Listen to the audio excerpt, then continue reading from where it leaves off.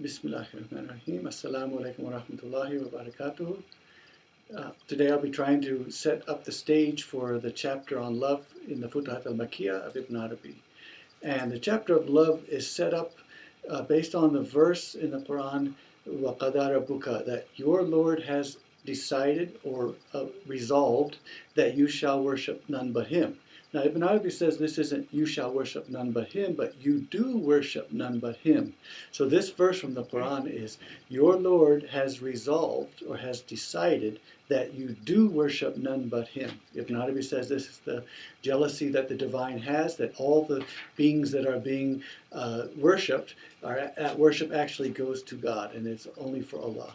And so this is Ibn Arabi's interpretation of this verse. It's the basis of the chapter of love, and it's in fact the basis of the Futuhat al-Makkiyah.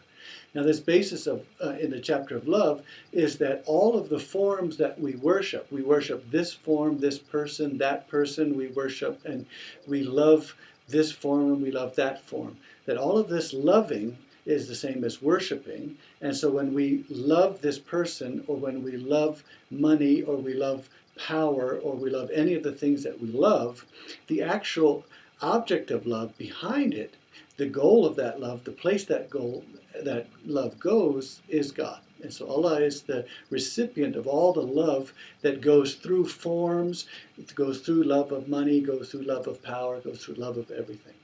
And so for Ibn Arabi, the issue is not so much worship being good or bad, or love being good or bad. The issue is that whatever there is happening, it is worship, and whatever love is being loved, it is love, and that love is going to God. Now, from our point of view, it makes a difference whether we're in a good worshiping form or a not so good worshiping form, whether we're loving money and power, or whether we're loving our mother or our child or something else.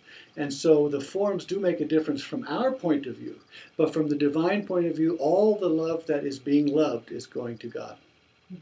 And so Ibn Arabi, in a sense, opens up this idea of all the forms that we are loving and thinking this is the form I love, and it's actually the form that is being loved is in front of the real object, where the love is actually going. And so he uses another verse from the Quran, and that's when the thirsty man who is going towards the Mirage and thinking that Mirage, I'll find water there. So the thirsty person goes to this Mirage, ends up at the Mirage, and of course there is no water. But he finds God, and God is quick to account or reckon. Now, this verse is absolutely crucial for all of this chapter of love, because what it's saying is that we go to this form, we try to go to this Mirage and say, this Mirage has the water that I need. And when we get there, instead of finding the water that we need, we find God. And so Ibn Arabi is, in a sense, giving us a picture, or making a scene, and I'll say let's look for the last person to figure this out in humanity. The last person to figure out that the forms that they are worshiping and the forms that they are loving, that love and that worship is actually going to God. The last one who figures this out is at the day of judgment, is standing, and all of the forms that we were worshiping have gone. The mothers, the children, the Zainab, the Anisa, all of the loves that we had, they have all gone. And money has gone, the power has gone, everything is gone.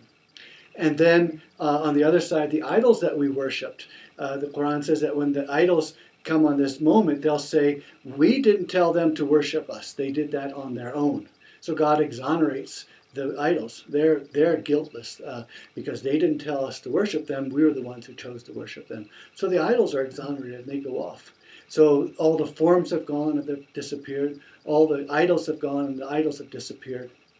And that all that's left then is we are standing and we hear a voice, and the voice says that I am a hidden treasure and I love to be known and recognized. So I create the creation and I introduce myself to them and they recognize me. So this, of course, for Ibn Arabi, this Hadith Qudsi is not in a past tense, it's a present tense, it's an everlasting tense. That I am the treasure that is hidden, I love to be recognized, I create the creation, and I introduce myself to them, and they recognize me. So who is it that you love? who is it that you worship? And then only comes, only you, illa illahu. So only you. So at that the moment is when the last one to realize this realizes what needs to be realized and recognizes what needs to be recognized. And so from that perspective, it's not so bad to be the last one to recognize that. Alhamdulillah.